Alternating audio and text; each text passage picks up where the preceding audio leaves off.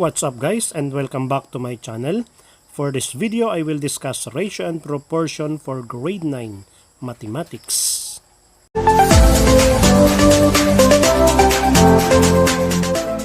Definition of terms muna tayo.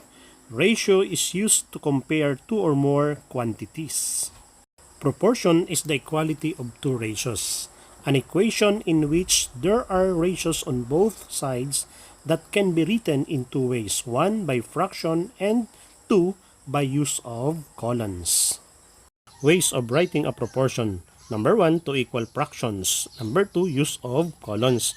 Read as A is to B as C is to D, or A is to B is equal to C is to D. Example, 3 is to 5 as 12 is to 20, or 3 is to 5 is equal to 12 is to 20. Next is the fundamental rule of proportion. If A is to B equals C is to D, then A over B equals C over D, provided that B is not equal to 0 and D is not equal to 0. The rule is the product of the extremes equals the product of the means.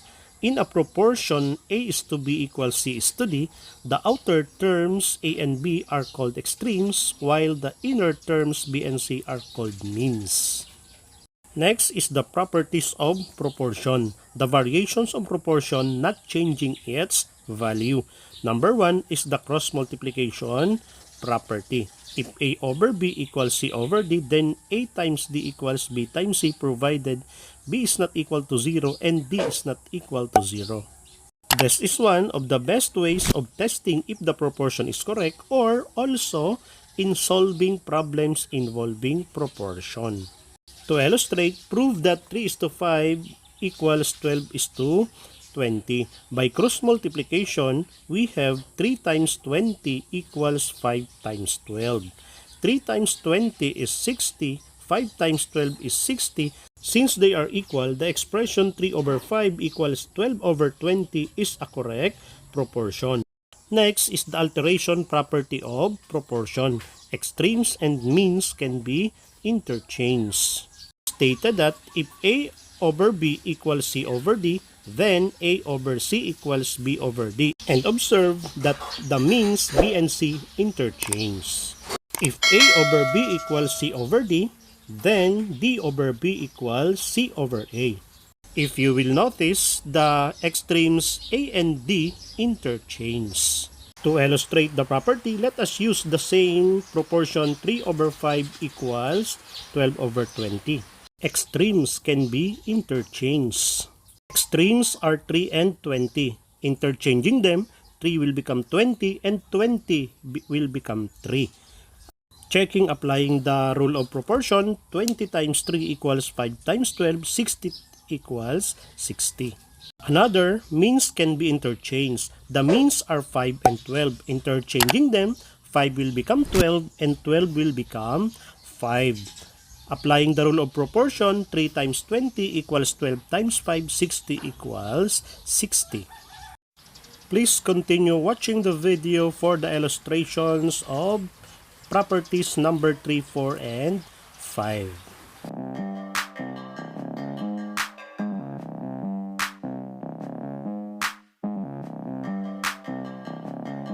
And to illustrate further properties of proportions, let us discuss some simple examples of problems involving proportions. Example 1, solve for x in 4 is to 9 as x is to 45. By cross product, 4 times 45 equals 9 times x. To remove 9 from x, divide both sides by 9. So 9 is cancelled, 45 and 9 are cancelled, 5 is remain. So we have 4 times 5, which is equivalent to 20. Since x equals 20, therefore the proportion is 4 is to 9 as 20 is to 45, applying the cross multiplication property. Example 2, x minus 3 all over 7 equals 27 over 21. By cross product, we have 21 times the quantity of x minus 3 equals 7 times 27. To continue, we will divide 21 both sides. So 21 is cancelled, 7 and 21 are also cancelled, remain is 3. And 27 and 9 cancel further, so 9 remain. So the new expression now is x minus 3 equals 9. To combine like terms, we will transpose negative 3 from left to positive 3 to the right. Adding 9 plus 3, therefore x equals 12. Example 3, solve for y in the quantity of 4x minus 2 is to 9 as 8 is to 12. Since the proportion is expressed using colon, therefore we will apply the fundamental law. The product of the extremes equals the product of the means. So we have 12 times quantity 4x minus 2 equals 9 times 8. Multiply 9 and 8 equals 72. To continue, we will divide 12 both sides. So from the left, cancel ang 12 to the right, 72 divided by 12. So we have 4x minus 2 equals 6.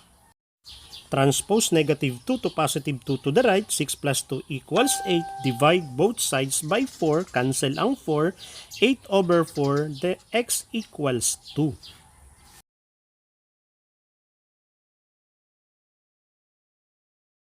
Next, solve for x in x plus 7 all over 5 equals 2x minus 3 all over 3. By cross product, we have 3 quantity x plus 7 equals 5 quantity 2x minus 3. To remove parentheses, apply distributive property. 3 times x is 3x, 3 times 7 is 21. To the right, 5 times 2x is 10x, 5 times negative 3 is negative 15. To combine like terms, transpose positive 10x from the right to negative 10x to the left.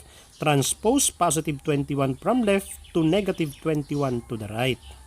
3x minus 10x is negative 7x, negative 15 minus 21 is negative 36. And divide both sides by negative 7, so our x is positive 36 over 7. Fifth example, solve for x in x plus 4 all over x plus 2 equals x plus 3 all over x. Applying cross multiplication, we have x quantity x plus 4 equals quantity x plus 2 quantity x plus 3. Removing parentheses on the left side, x times x is x squared, x times 4 is 4x. Multiplying binomials on the right side, the product is x squared plus 5x plus 6. Since the expressions are quadratic, we will bring all the terms in one side, making the other side 0, so that we are trying if they are factorable or not. To continue, x squared is cancelled. 4x minus 5x is negative x, copy minus 6 equals 0. Transpose negative 6 to positive 6 to the right times negative 1 to x. Therefore, our x is negative 6. Sixth and last example for this video, x minus 1 all over 3 equals 7 over x plus 3. Applying cross multiplication property, we have quantity x minus 1, quantity x plus 3 equals 3 times 7. Multiplying the two binomials at the left, its product is x squared plus x minus 3. 3 times 7 equals 21. Transpose positive 21 to negative 21 to the left. Negative 3 minus 21 equals negative 24. So we have x squared plus 2x minus 24 equals 0. Then the factors of the trinomial is x plus 8, quantity x minus 8 equals 0. Applying zero product property, we have x plus 8 equals 0, x minus 6 equals 0. Solving them separately, we have x equals negative 8, x equals positive 6. Therefore, the value of x are negative 8 and 6. Once again, I hope you learned from this video. Keep in touch for more videos. If you are new to this channel, please subscribe and share.